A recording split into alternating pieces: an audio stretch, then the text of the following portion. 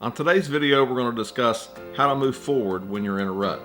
And if you hang around to the end, I'm going to share 3 different things you can do to help pull yourself out of that rut. So that and more is coming right up.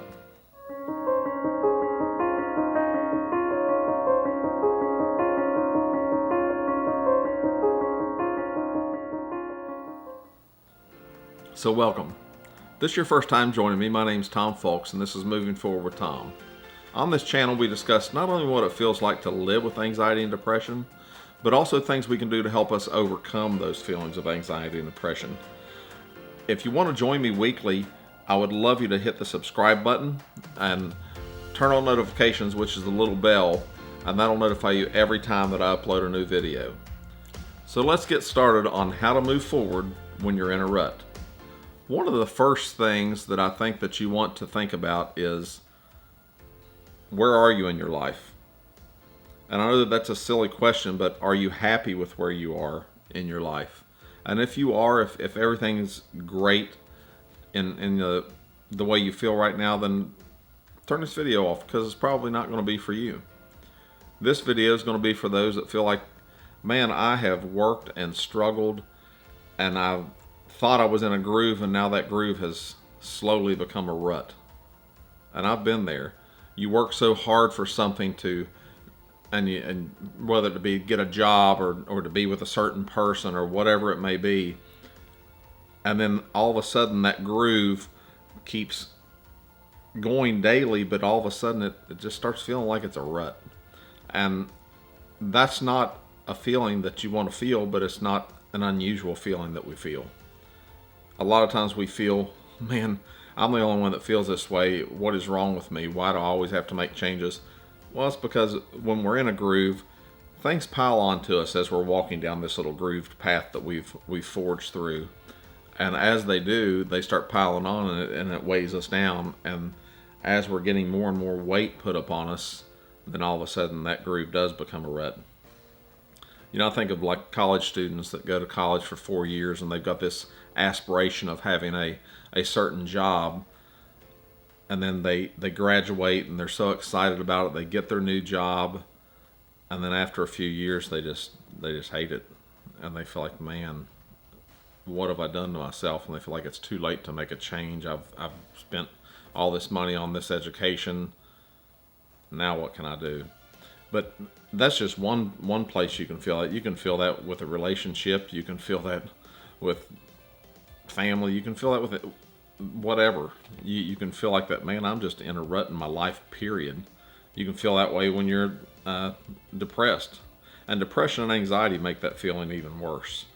So the only thing that's really standing in your way from making a change is you. And I know that's like, wow, thanks, appreciate that, but that's the truth. A lot of times the only thing holding us back is ourselves. So what I want to talk today about is how it takes the same effort to fight where you are or to fight to get out of where you are. So we're going to go look at how you can fight to move on and to move forward, to not feel like that you're in a rut and have that anxiety weighing over you. So the first thing you're going to have to do is take responsibility.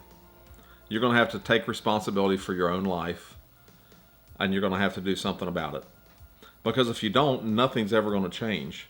If we stay in the same situations that we're in, nothing changes. So you're saying, well, that's great. What great advice. How do we do it? Here's how you can do it. The first thing you have to do is take action. Because as long as you are in this and all you do is worry about it and stress about it, but do nothing about it, nothing's going to change. You're going to bitch and moan and be upset, but nothing's going to change. So you got to take the first step.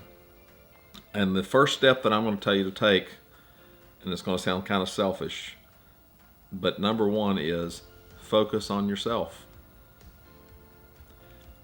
If you remember, if you've ever taken a flight and they go over all the things they tell you to do on an airplane, they say, you know, if the cabin starts to lose pressure, the little face oxygen mask is going to drop down from the ceiling, and the first thing that you do is put it on yourself before you help someone else. And you know why they tell you that?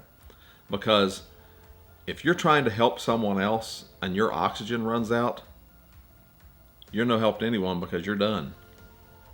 But that's the same thing that we each do in our lives. We try to help everyone else and try to put out fires, and I see my wife do it every day. She gets pulled in 50 different directions, and part of it's my fault too because I depend on my wife. But so does everyone else. And I don't see how some of you mothers do it. I don't. Especially like right now with the COVID-19 going on and being at home and trying to be a mother, but also be their teacher now. I don't see how you do it. So I'm praying for you because I couldn't do it. But the first thing that you are going to have to do is you're going to have to put on your own oxygen mask. So what does that mean? You're going to have to take time out. And I know you feel like, well, I don't have any time, because I know that's a big struggle for people. They feel like, man, I have no time to work on myself. But you do. You control your own clock. Maybe not the clock at work, but the clock at your free time, you have that control. And I know you're saying, well, I have no free time because I've got to, when I get home, I got to take care of the kids. I got to do the dishes. I got to do this. I got to mow the grass. I got to, you name it. We all do. But if you want to do things better in your life and live a better life, take just 30 minutes a day, carve it out for yourself. Do something completely unplugged from everyone. And that's not a selfish thing to do, because you're going to find out you're going to be a better parent, you're going to be a better husband, you're going to be a better wife, you're going to be a better person, you're going to be a better employee. And why is that? Because your head's going to be more together. We rush around and do so many things during the day that we get overwhelmed just because we never take time for ourselves. And that's needed. So go out and enjoy a walk, read a book, do whatever that will really relax you. But don't sit at home and go somewhere and just scroll through Facebook or get on social media or watch videos. And that's the truth. You need to completely unplug and spend time with you. And if watching a video is your time that makes you feel better, then do that. But do something that makes you feel better, and something that you can just completely focus on you and working on you. You've got to get to a point to where you practice self-care, because if not, then you're going to be no good to anybody. The second thing you've got to do is work on your mental health. When we battle depression, anxiety, and stress, which I know all of us have stress at times and all of us are depressed at times, but if you're really battling that, you need to work on that. One thing you definitely need to do is, if you haven't been diagnosed with anything going on, but you feel like you've had some of these symptoms that go along with stress and anxiety that we talked about in an earlier video, and I'll put that video up for you to see later if you haven't seen that, so you can look through to see if maybe I am depressed and didn't even realize it.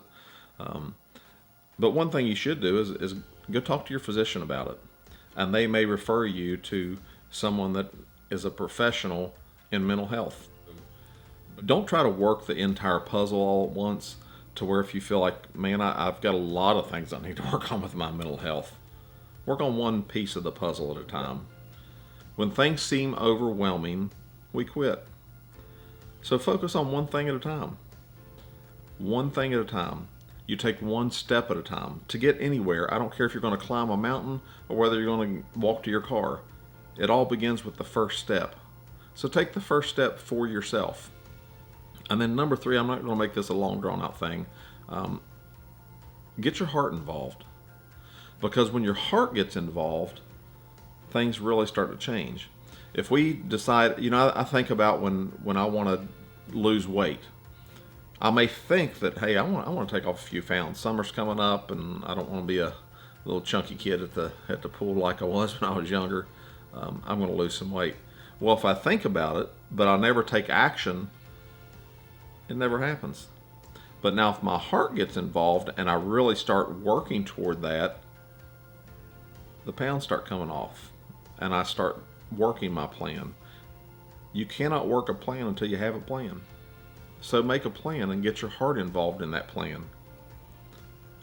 And I want to give you one last bonus tip. One thing that you definitely should do, need to realize that you're not the only one that feels this way. most of America feels this way.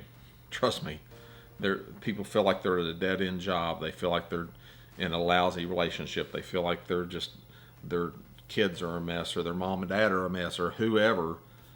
A lot of people feel this way, and they feel like they're in a rut and they just want out of it. So you need somebody to talk to. So like I said, go see someone that's a mental health counselor. And another thing you can do is you can join a group like this right here, because on this we discuss these things on a weekly basis, and we put out 2 videos a week.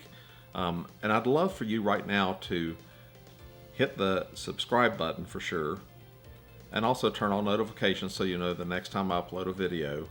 But another thing I'd like you to do is put something in the comments that you would like to talk about in a later video, and I would be more than happy to do that for you.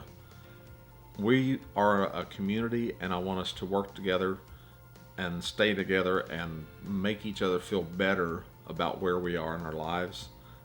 Because if we don't, we feel like we're out there on that raft alone, and nobody likes to feel that way. So leave a comment, hit the subscribe button, turn on notifications, and if you enjoyed the video and found any value whatsoever, hit the thumbs up button to let YouTube know that you enjoyed it. You may think that that's not a big deal, hitting that thumbs up button, but it means a lot to me, because it lets YouTube know that it was an interesting video, so they share it with someone else. So I thank you so much, and until next time, just please continue to move forward.